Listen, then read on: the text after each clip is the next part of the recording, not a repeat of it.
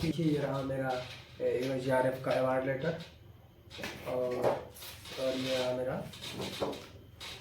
मेरा नेट का सर्टिफिकेट। देख सकते हैं आप। क्या अभी सोचते हैं कि UGC नेट JRF की परीक्षा सिर्फ टॉपर ही निकाल सकते हैं?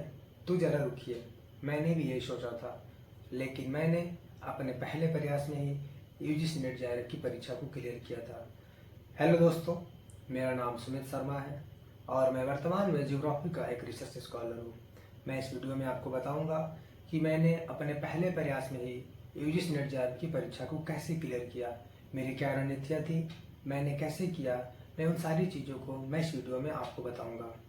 तो शुरू करने से पहले मैं एकता मैम को थैंक यू बोलूँगा कि उन्होंने मुझे यह एक अच्छा सा मौका दिया अपने अनुभव शेयर करने का, उनके लिए जो UGC नेट JRF की परीक्षा की तैयारी कर रहे हैं या जो तैयारी करना चाहते हैं। देखिए, बेसिक चीज़ है, UGC नेट के पेपर में 2 पेपर आते हैं। पेपर फर्स्ट जिसमें 50 क्वेश्चंस होते हैं जो सभी के लिए कॉमन होता है। पेपर सेकेंड जिसमें 100 क्वेश्चंस आते हैं जो आपका सब्जेक्टिव होता है। अब बात करते हैं असली सवाल की कि आखिर मैं तैयारी कैसे किया। देखिए दोस्तों, मेरा मानना है कि कोई भी एग्ज़ाम टफ नहीं होता। अगर आप सही डायरेक्शन और ईमानदारी के साथ तैयारी करते हैं तो निश्चित है कि सफलता मिलेगी ही मिलेगी। देखिए, सबसे पहले आप सिलेबस को निकालिए। पेपर 1 और पेपर 2 के सिलेबस को निकालिए। आप सिलेबस के एक एक टॉपिक को समझिए कि आखिर मुझे पढ़ना क्या क्या चीज़ें क्या क्या पढ़नी है। बहुत सारे बच्चे क्या करते हैं, पेपर 1 को कम वैल्यू देते हैं, पेपर 2 को ज़्यादा वैल्यू देते हैं, लेकिन आपको ऐसा नहीं करना। जितना आप पेपर 2 को पढ़ेंगे उतना ही आप पेपर 1 को भी पढ़ेंगे, क्योंकि पेपर 1 के बिना JRF निकालना मुश्किल ही नहीं, नामुमकिन है। इसलिए आप पेपर 2 और पेपर 1 दोनों को एक साथ लेकर जरूर चलिए। देखिए, मैं क्या करता था कि मैं कुछ भी पढ़ने से पहले एक दिन पहले मैं एक टाइम टेबल बनाता था कि मुझे कल क्या क्या चीज़ें पढ़नी है। देखिए, इसका एक फ़ायदा होता है कि आप अगर एक दिन पहले अगले दिन का आप एक टाइम टेबल बनाते हैं तो आप अपने माइंड को एक निर्देश देते हैं कि आपको ये कल चीज़ें करनी है। और इससे क्या होता है कि माइंड जो होता है वो आपका डाइवर्ट बहुत कम होता है।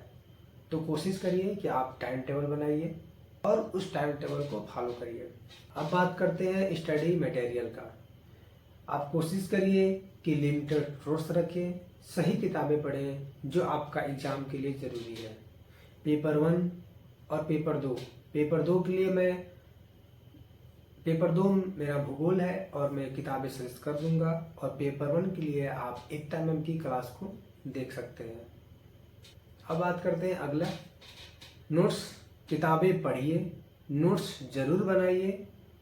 दूसरों के नोट्स से कम पढ़िए, आप पढ़िए, दूसरों को नोट से पढ़िए, लेकिन कोशिश करिए कि अपनी खुद की नोट्स हो। अपनी ऐसा क्या होता है कि आप दूसरों को नोट से पढ़ेंगे तो जो दूसरे का नोट्स होता है वह अपने हिसाब से उस नोट्स को बनाया होता है, और आपको अपना नोट्स बनाना है अपने अनुसार कि आपको चीज़ें क्या आती हैं क्या नहीं आती हैं, क्या चीज़ें आप अपने नोट्स में लिखेंगे, क्या चीज़ें आप अपने नोट्स में नहीं लिखेंगे, ये चीज़ें आपको पता है। तो कोशिश करिए कि आप अपना नोट्स जरूर बनाइए। अब बात करते हैं रिवीजन।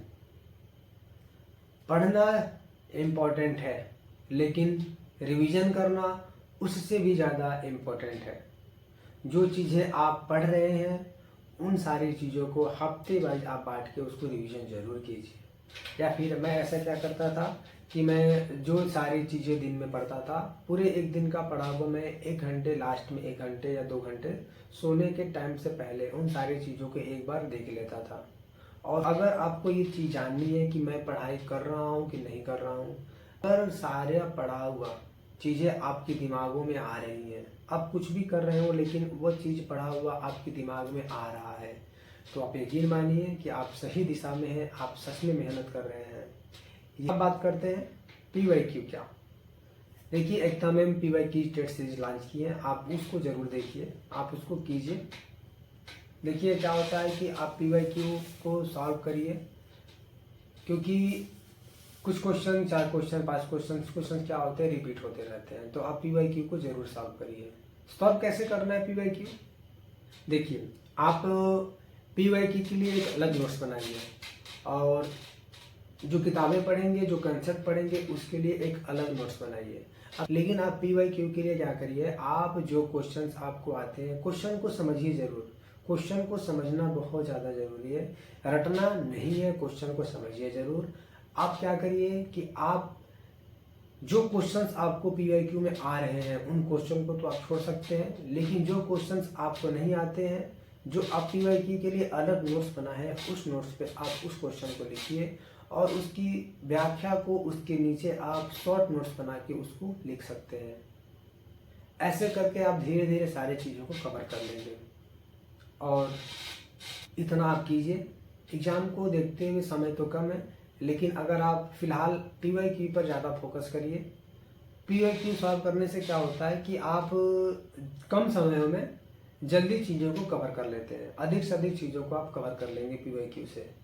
और PYQ के साथ साथ आप रिवीजन जरूर कीजिए। जो भी आप नोट्स बनाएंगे, उस नोट्स को आप 2 दिन पर, हफ्ते में जरूर पढ़िए। और जाने से पहले मैं आपको अपना सर्टिफिकेट दिखा देता हूँ। देख सकते हैं आप, देखिए ये रहा मेरा AOGRF का अवार्ड लेटर, और ये रहा मेरा नेट का सर्टिफिकेट, देख सकते हैं आप। तो बस आप लोगों को भी जरूर ये सर्टिफिकेट अवार्ड लेटर जरूर मिलेगा। मेहनत कीजिए, सही से मेहनत कीजिए, ईमानदारी से मेहनत कीजिए, आप सफलता जरूर मिलेगी आपको। ठीक है, नमस्कार सभी को।